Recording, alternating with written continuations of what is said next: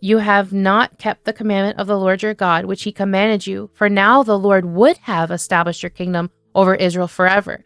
But now your kingdom shall not continue.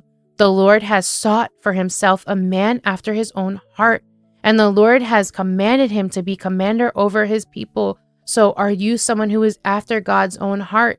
And it says, because you have not kept what the Lord commanded you. So God, he wants to use you, but if you're not willing to be used, then yes, he will find relief from another place. That task will still get completed. He wants it to be with you, but if you're not willing, then he will find it from another place.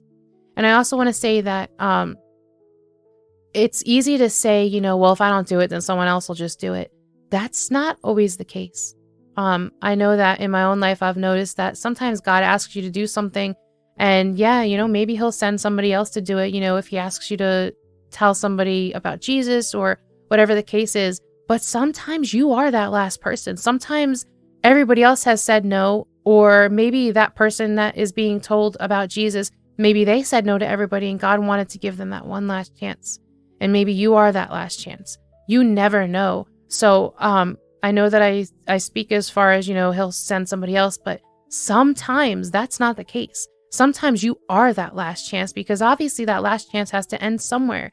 And so sometimes that is you. So don't just pass the buck and say, hey, if I don't do it, then God will just send somebody else, because that is not always the case. And I know this from experience. I know this for a fact that is not always the case. Sometimes God asks you to do something and you are the last one to do it. So let's say somebody, just to give an example, let's say somebody goes up to somebody and tells them about Jesus. They reject them. Somebody else, they reject them. Somebody else, they reject them. This happens multiple times. The next day, they're going to pass away.